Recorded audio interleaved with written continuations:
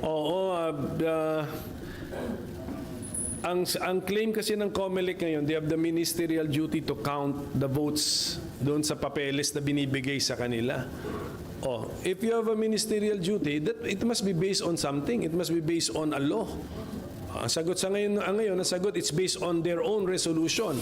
Oh, but you cannot give yourself power. There must be a law authorizing you to issue that resolution. Ang sagot, 6735, RA 6735. Itapos na yung COMELEC. Alam naman ninyo nung 1990s pa, the defensor ruling, sabi ng Supreme Court, that RA 6735 is insufficient to support a people's initiative. Alam naman ninyo COMELEC yan. Sabihin naman ng COMELEC sa atin, hindi, may second Lambino case. Alam mo naman sa Lambino case, natalo nga yung proponents ng PI doon eh. Sa main decision, hindi na, sabi ng Supreme Court doon, wag na natin i-revisit yung defensor case. Yun yung decision na may pirma ng mga justices. Oh, that is the ruling, and then nag-motion for reconsideration, talo pa rin yung proponents ng People's Senate. Tapos meron lang isang paragraph doon na may komentaryo na some have the opinion na sufficient si RA 6735. Pirmado lang naman ng clerk of the court yun. Yung isa, yung una, yung defensor case, pirmado ng justices. Yung main opinion sa Lambino, pirmado ng justices. Ang gagamitin ng COMELEC sa atin is pirmado ng clerk of court. One paragraph lang, hindi pa niya in-identify sino yung 10 justices na yon. I mean, alam na ng COMELEC dapat yan. That's very basic na, that is not precedent which, if it is precedent and if it is binding nature, ang binding nature lang nung minute resolution na yon, yung parties lang involved sa kaso, not us, the general public.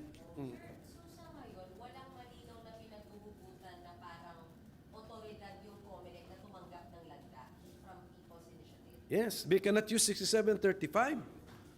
There's no law. They cannot use the resolution because they cannot empower themselves. Issued yun pursuant to a law. And that law is 6735 na alam naman nila na yung ruling. Sigurado ko alam nila yan. Oh.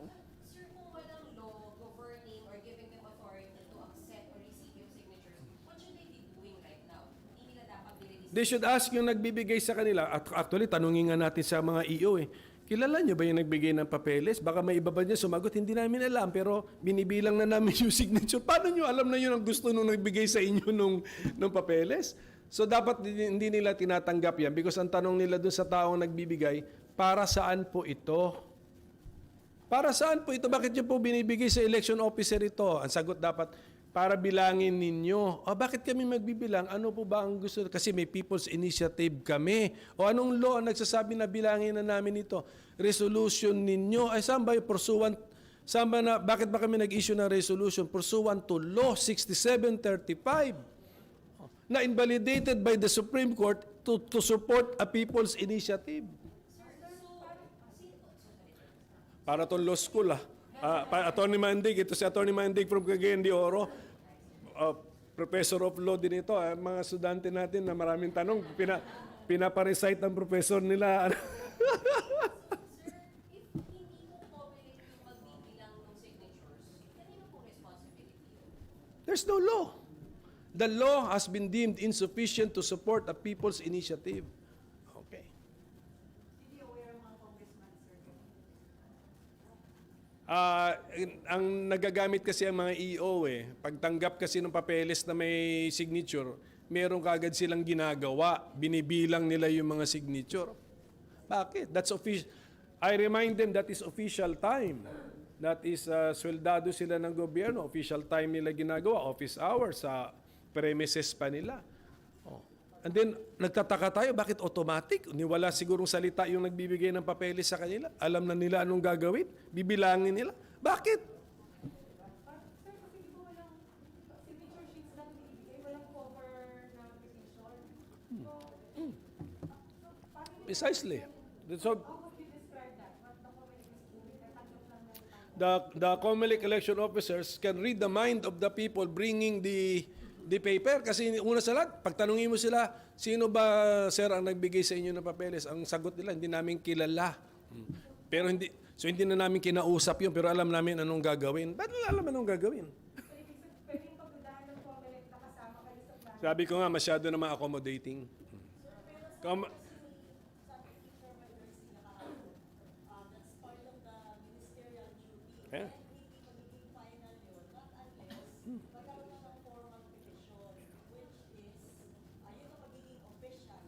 So, when we say we have a duty, most likely there is a law imposing that duty upon us. Kaya ang tanong, saan mo nahugot yung konseptong ministerial duty ninyo? Why do you have a duty? What law gave you a duty na kung may mag-abot sa iyo ng papeles na may pirma, bibilangin mo ang signature? Oh, what law? And all they can cite is RA 6735. Tapos na ang usapan dyan. Alam na nila yun. clarify ko lang, decided na po ba yung Senate na mag-file ng kaso o nagpaplano ka na, palang ka na? Meron talaga magpa-file. Hindi ko lang alam if it's a Senate as an institution or individual senators. But merong magpa-file. Hindi na po maiiwasan ang resort to judicial processes. Kasi we really have to, ang design ng ating constitution, pagka may ganitong mga conflict, kailangan na ng referee. Who is the referee? It's the judiciary most of the time is the referee.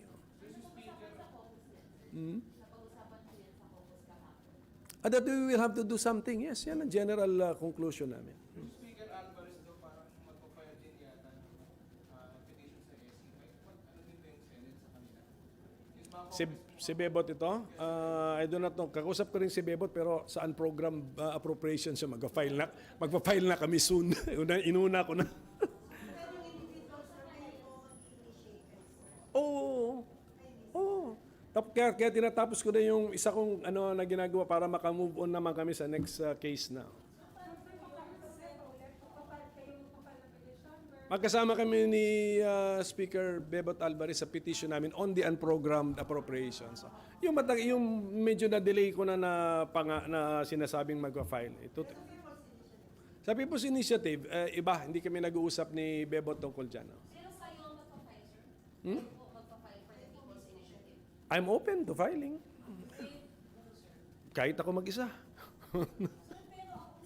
But I'm sure magmaraming magpa-file. Sir, ang usapan mo ni SP, di ba, magkasama kayo, paano yung likely scenario? Buong Senado ang magpapalagay? Hindi ko pa nga masabi. Basta we were consulting with some lawyers as a Senate or as senators. I am consulting with my own set of lawyers. Basta ang gusto ko lang sabihin, we can no longer avoid resort to judicial processes.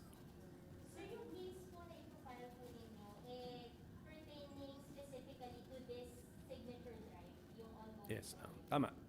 Tama yan. That's a good clarification. Ang lahat ng ating controversy or criticism is for this very particular so-called or claimed people's initiative with the particular wording. Di ba? With the particular form. The joint voting, the form, etc. And then the allegations na may binayaran, may pinangakuan. Pero sir, yung case will be, the respondents will be the COMELEC at the FIRMA?